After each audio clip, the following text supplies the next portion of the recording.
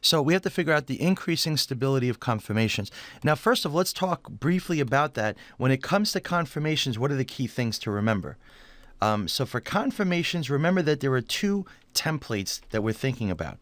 There's the staggered template, and there's the eclipse template, right?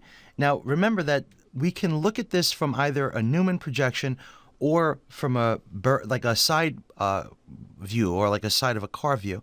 So, and the way I would do that is I look at the solid bond up and down to begin. So notice that the back carbon, let's say this is the red front carbon, right?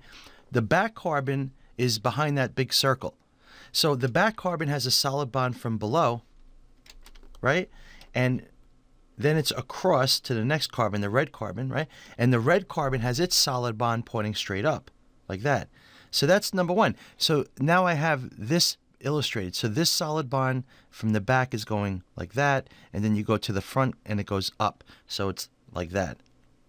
Now remember that when you turn this, we don't know if we're turning left or right. We don't know if we're turning this way or that way. And so I'm not going to bother with that type of translation because it depends on how you turn. But what I'm going to say is that you have a wedge and a dash and a wedge and a dash. Now, is the left one the wedge or the right one the wedge? That all depends upon the way you turn. If you turn to the left, if you turn to the right, then the left is the wedge. If you turn to the left, the right is the wedge. But that's not what I'm worrying about now. I'm just saying this is a stagger just like that is. Okay? Now, for eclipse, you do the same thing.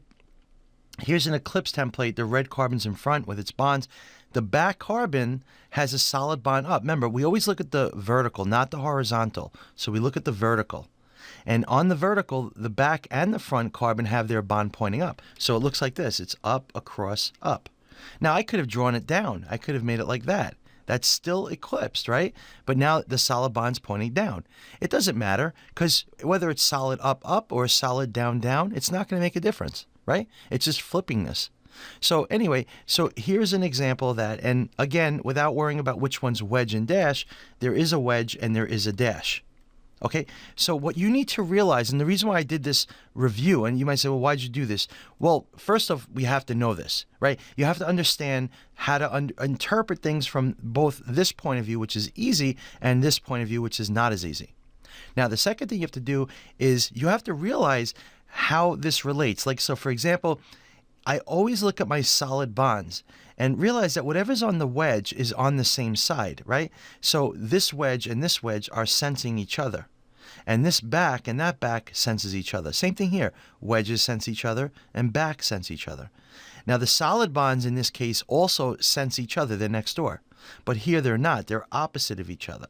So just get some general ideas for yourself so you don't have to sit there and spend much time analyzing this when there's pieces. Okay? All right. Now, the basic idea for stability. This is, let's say, increasing stability. Increasing stability. The way it works is that when you have always, eclipse is worse than staggered. So eclipse is always worse and staggered is always better. Always. There's no exception to this.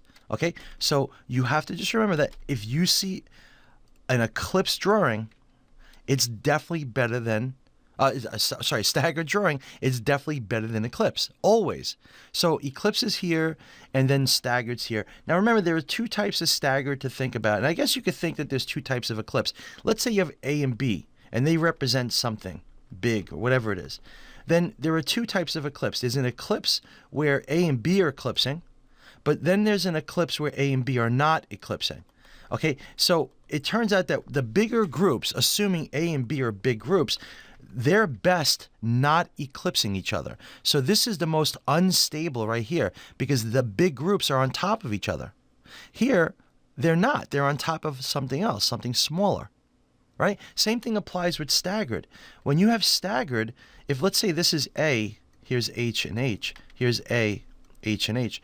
Well, when you plug in B, you could put it in two places, right? So A, let's say, stays the same place. B could be on the left or right side of A.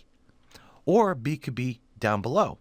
Now, whether it's on the left or right side of A doesn't matter. The fact is that they're next door neighbors, right? So this one here, left side or right side of each other, and left side or right side over here, it wouldn't matter. So if A has B on the right or A has B on the left, it's the same energy.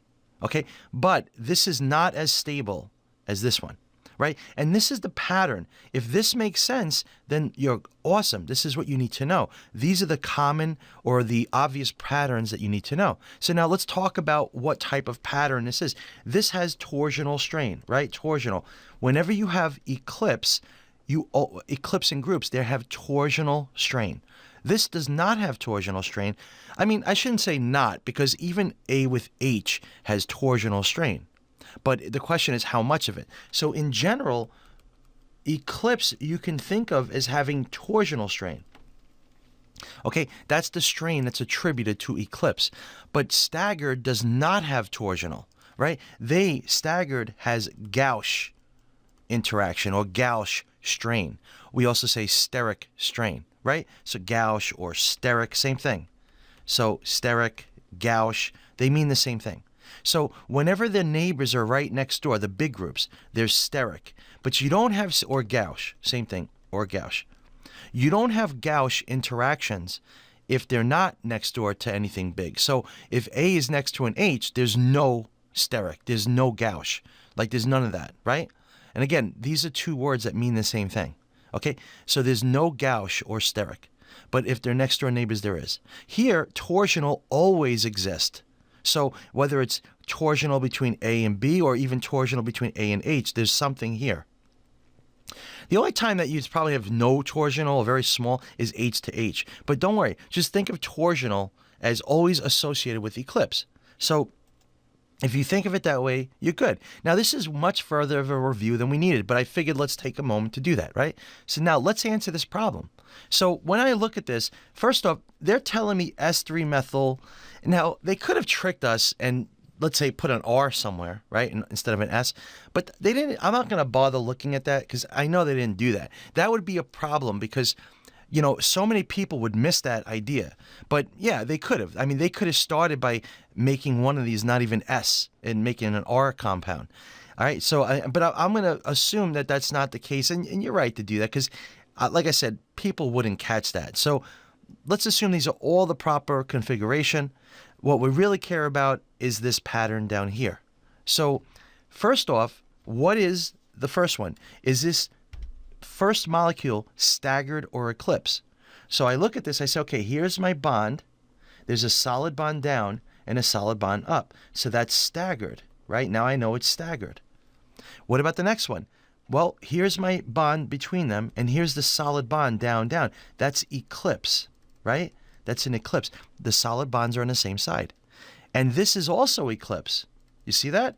So this right here is a solid bond down and down. So right away, I know that number one is the most stable. Remember, we're going increasing stability. So number one is on the right for sure. So this is out, and this is out, and that's out, and that's out. So it really comes down to D and E.